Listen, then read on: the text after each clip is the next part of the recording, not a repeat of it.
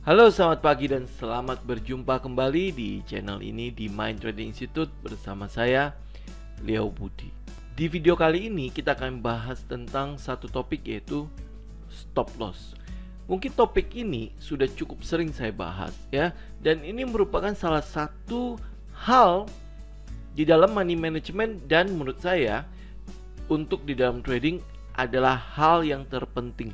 Karena stop loss ini akan menjadi penolong, akan menjadi penyelamat untuk trading Anda. Anda berhasil atau tidak di dalam trading, ini gunanya stop loss itu. Yang jadi masalah adalah kenapa banyak sekali orang yang tidak bersedia menggunakannya.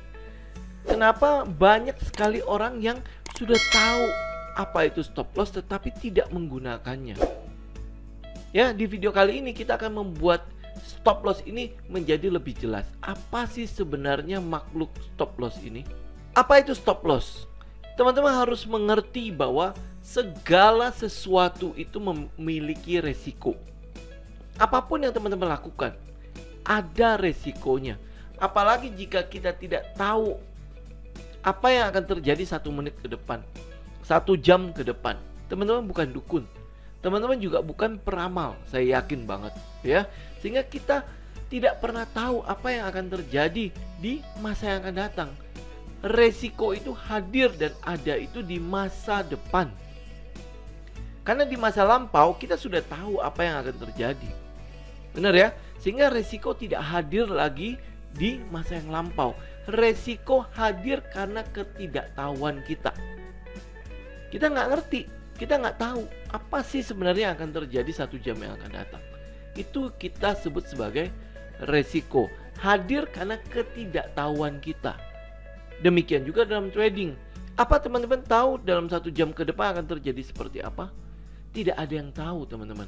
Oleh sebab itu, kita selalu melakukan perhitungan resiko di awal sebelum kita memulai segala sesuatu. Ada pertimbangan kenapa kita akhirnya memutuskan untuk melakukannya. Jadi kita sudah timbang-timbang itu semua sampai mateng, kita baru melakukannya.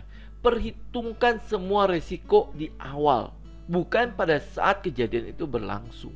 Sama seperti kalau kita mau buka warung ya. Kita katakan kita mau membuka sebuah warung.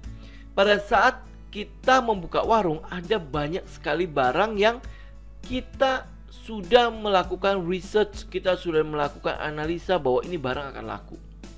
Tapi apakah research kita, analisa kita pasti akan terjadi seperti itu? Belum tentu.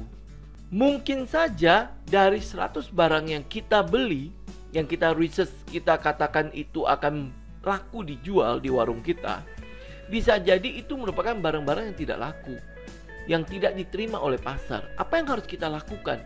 Agar modal kita tidak mati menjadi sebuah barang, maka teman-teman harus melakukan apapun untuk melakukan barang ini, untuk menjual barang ini dan kembali menjadi uang atau modal untuk kita bisa putarkan kembali. Benar ya? Ya, jadi apa yang kita lakukan? Pertama, pasti kita akan mencoba untuk menjual rugi, melakukan promosi dan menjual rugi. Setidaknya barang itu lebih murah dan segera laku daripada hanya teronggok di situ dan menjadi barang mati, membuat modal kita tidak berputar. Demikian juga dengan trading.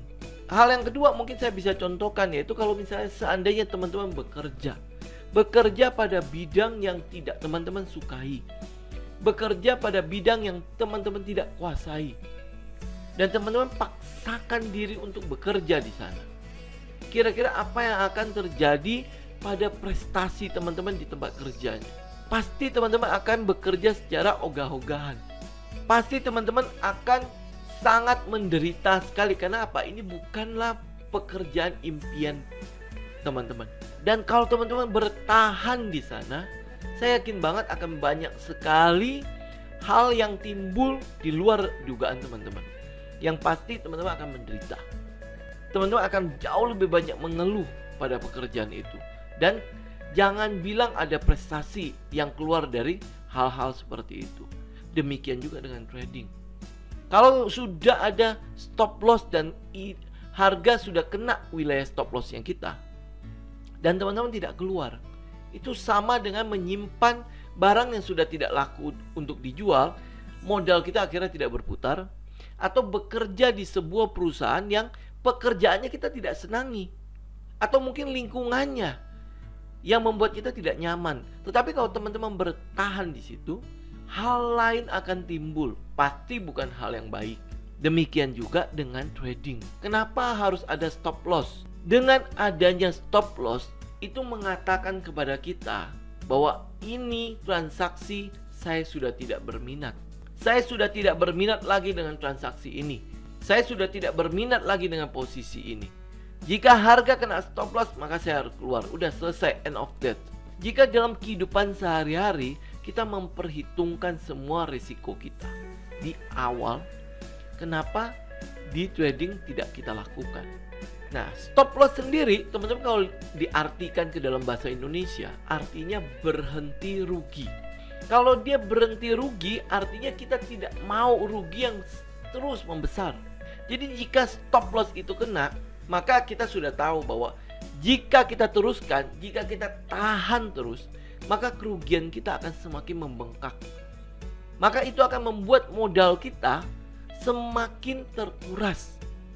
Dan jika kita lepas pada saat itu akan membuat kita ke depannya, usaha kita untuk membalikkan kerugian itu akan bertambah berat. Jadi dengan kata lain, jika harga mengenai stop lossnya kita, artinya posisi ini kita sudah tidak minat lagi. Kita sudah tidak tertarik lagi dengan posisi itu. Oleh sebab itu, kita harus segera keluar. Dengan harga menyentuh stop loss kita, itu artinya market, pasar tidak menyetujui opini kita, tidak menyetujui apa yang kita rencanakan. Jadi karena market sudah tidak setuju, teman-teman nggak boleh ngelawannya, karena teman-teman tidak akan bisa ngelawan pasar. Siapa kita? Berapa modal kita? Berapa besar modal kita untuk bisa melawan si market maker, si smart money, si big boy? Jadi begitu harga kena stop loss kita, maka itu tandanya kita harus keluar. Ya, hal-hal yang sama mungkin teman-teman melihat dalam medan pertempuran ya. Jika ada sebuah negara mau berperang, mereka sudah menyiapkan semua strategi. Strategi menang maupun strategi kalah. Tentu mereka hadir di medan tempur untuk menang.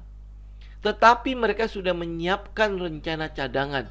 Sampai di titik mana mereka harus mundur. Mereka harus mundur, retreat.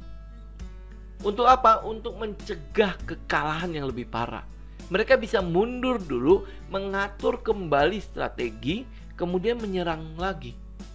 Mereka bisa melakukannya. Jadi teman-teman, stop loss adalah sebuah strategi yang sangat penting. Sangat penting dalam trading, karena itu akan melindungi modal kita. Kita akan terlindungi, dan itu juga melindungi kesempatan kita untuk memperoleh keuntungan yang besar, dengan mencegah kerugian besar itu datang pada bisnis kita. Teman-teman sudah ngatur stop loss, artinya apa? Teman-teman hanya mau rugi-rugi yang kecil. Kita hanya mau small loss saja.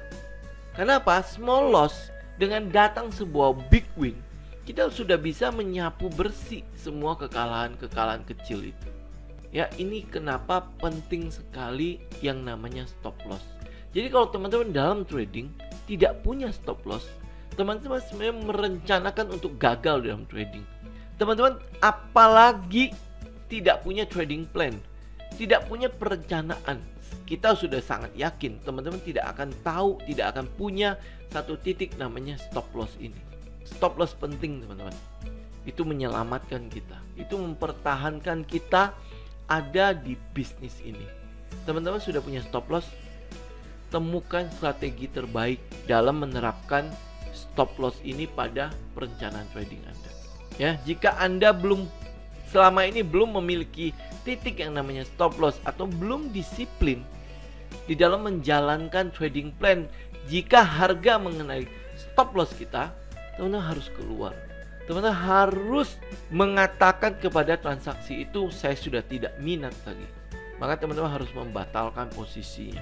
kekalahan kecil anggaplah itu adalah denda, agar kita bisa mendapatkan kesempatan untuk menang besar. Demikian teman-teman video kita kali ini. Sampai berjumpa lagi di video berikutnya. Salam tim.